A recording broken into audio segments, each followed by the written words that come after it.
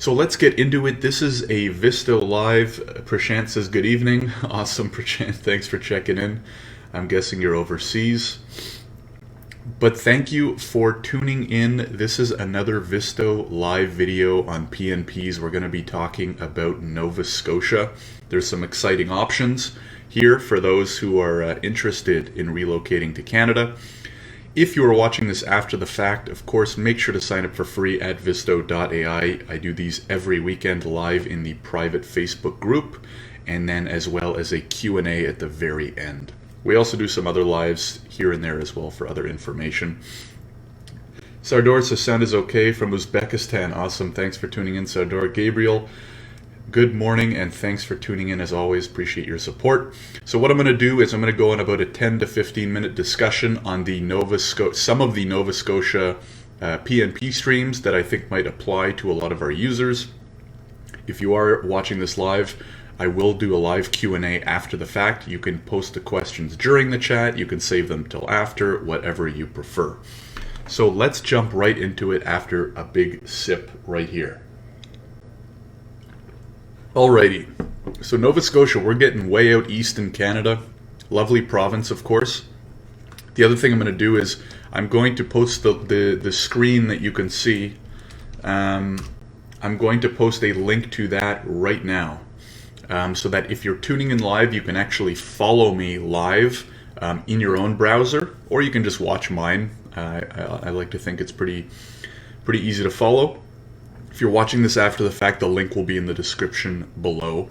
But what you're going to see on this main page, which relates to Nova Scotia and immigration, is scrolling down a little bit, they actually have a whole bunch of streams, right? So each province has multiple PNP streams, which is why it can be very confusing to figure out what works for you, right? Because there's a bunch of provinces, and then each province has a whole bunch of different streams.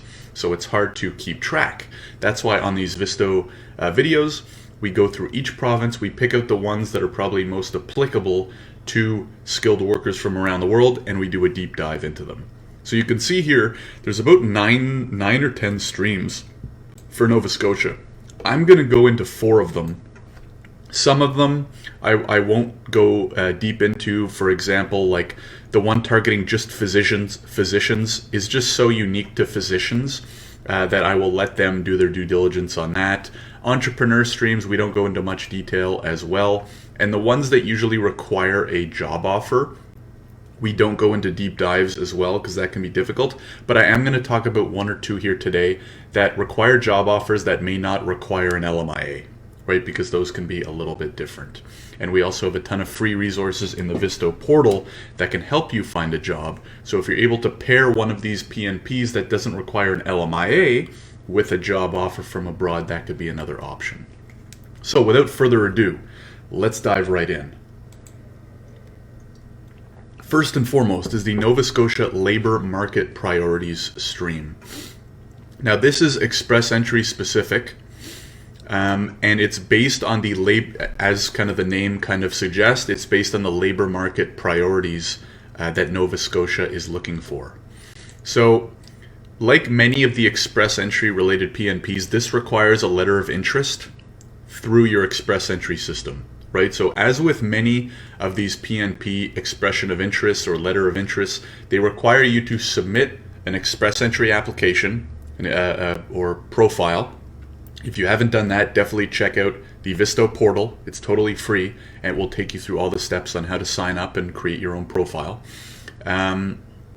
And then if you meet their requirements, then they will send you a letter of interest. Now make sure when you create that profile that you've either checked off Nova Scotia as a province you're interested in moving to, or you've selected all provinces. But basically what this is saying is you meet the Express Entry requirements, right? And so we have all the information on that in the Visto portal. Now, how may you get a letter of interest? Well, that's a very good question. let's quickly go into the application guide to see what the eligibility requirements are. And I'm going to scroll past. If you do want to look into this in more detail, I highly recommend it. But a lot of this is just kind of like intro and all this information on withdrawing applications, misrepresentation, etc., etc. It is important, but I'm not going to go into detail in it for the purpose of this video, because we want to give you general information so you can understand which streams might be the best potential for you. So, what's required? Well, you need that letter of interest, so this is pretty much just saying you have a valid Express Entry profile and you've received one. Draw specific eligibility criteria. So basically, Nova Scotia does their draw depending on their labor needs, right? And so each round can be very different based on the needs of the province. And then you have to demonstrate that you meet the requirements for those different types of needs. So we're going to go back to the main page and we're going to look at a record of previous draws they've done to give you guys some examples. All right, so these are examples of some of the draws they have done recently that target certain specific occupations, and what you're going to notice is that they really vary kind of based on month to month. The other thing you'll notice is they haven't done one in 2020 yet. Now, I'm not sure if this is because of COVID or not. So again, this is April 26th. We're in the midst of COVID.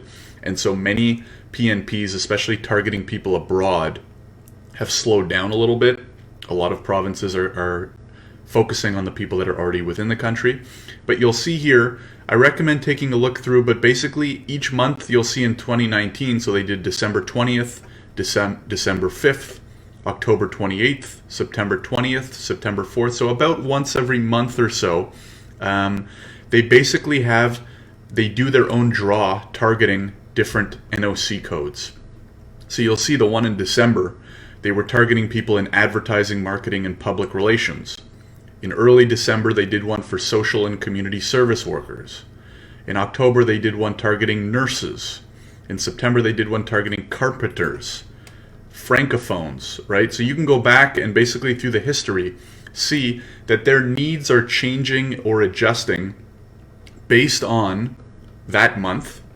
And so it is a little bit random, not random in the sense that they have their plans and they're following their plans, but we don't really know what they are, right? So what's most important for here is that you have a valid Express Entry profile and that you've selected your interest for Nova Scotia, because from there's really nothing you can do, right? It's just, are you going to meet the demands of what they need, and then they will send you a letter of interest, right? So kind of the key takeaway for this first option, the Nova Scotia labor market priorities, is have your Express Entry profile in, make sure you're eligible, and from there it's wait and see, right? And it may be tough because they haven't done one yet in 2020. Meaning it may be on hold. But I did want to make everyone aware of that, because especially if you have not checked Nova Scotia as an option in your profile, something like this could be a good option. All right, so let's go to number 2. So you'll see going back to the main page here. So that was the first one, Nova Scotia labor market priorities. We're going to skip the ones targeting physicians because that's very specific. Entrepreneurs, there are 2 options for entrepreneurs. If you are an entrepreneur, so these are usually targeting people with high net worths interested in making an investment, reach out to me directly. We don't have many entrepreneurs as users on Visto. It's most of you are skilled workers and employees, which is why I don't do deep dives on the entrepreneurs stream. If you have questions about those, just reach out to me directly. We're now going to go into the occupations in demand. So that's the third from the bottom here. The reason why we're going to skip skilled worker is because, as you'll see, if you skip skilled worker, it requires that job offer which I believe also requires an LMIA. I believe it requires an LMIA, which is why I didn't want to go into detail on that. But I do want to go into detail on the occupations in demand. This requires a job offer that does not have to include an LMIA, but is only targeting 2 NOC codes right now. The thing is with the occupations in demand is that similar to the previous one, it kind of changes based on which occupations are in demand. So right now they're targeting nurses and transport truck drivers. I don't know if we have any of those in the Visto community now, but if you are, you can see that these are specifically for 2 NOC codes.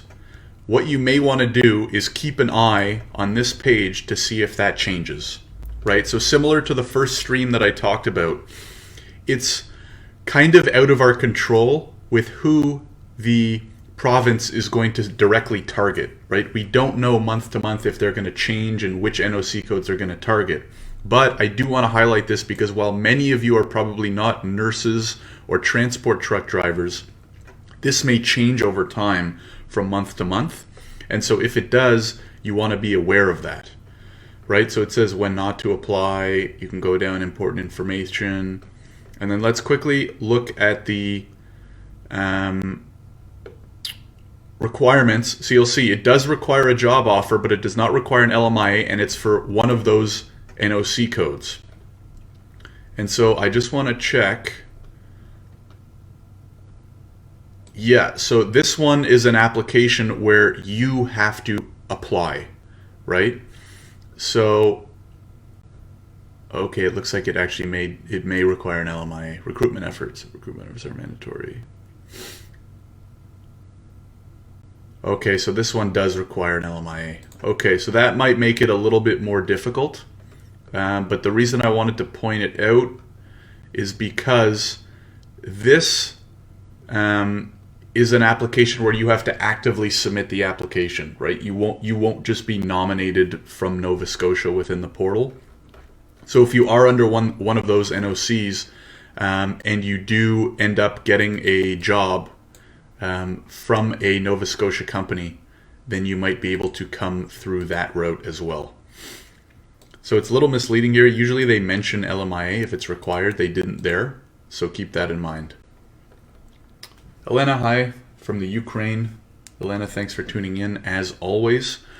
The last one, so then they have 2 additional ones called Express Entry, and we're going to go into the Nova Scotia Demand one because the Nova Scotia Experience Express Entry stream obviously requires experience in working in Nova Scotia. So what I want to do is we're going to go over the in a little bit more detail the Nova Scotia Demand Express Entry stream. So this is targeting those who have a good chance of quickly finding a job in Nova Scotia's labor market. And we're going to go into whatever that means. So there's actually 2 categories for this stream. Number 1 is those who have a job offer. We'll double check. I think it does require an LMIA for this stream. Category B is if you're part of what they call an opportunity occupation. Again, we're noticing a theme here with Nova Scotia. This kind of opens and closes based on their needs. So right now, Category B is closed, which is, again, another reason to maybe keep an eye on this webpage. I'm going to copy and paste this specific link into the chat because we are so focused on Express Entry. I'm going to include this link because month to month this may change. Now, for any of those curious about maybe my opinion, again, I'll date this April 26th, 2020. We're in the midst of COVID. If I had to guess, this may stay closed for a while because many PNPs, and even you'll notice with Express Entry, they're focused on doing draws for people already within Canada. So not as many targeting people outside of the country, obviously just because of travel restrictions and stuff like that, right? So even if you're approved for Express Entry from outside of the country right now, you likely can't travel anyways, right? So it's kind of irrelevant for them to sponsor you. Now that doesn't mean if you have a high enough score, it's not a good idea to apply, because you might as well. But let's go into a little bit more detail on the 2 categories.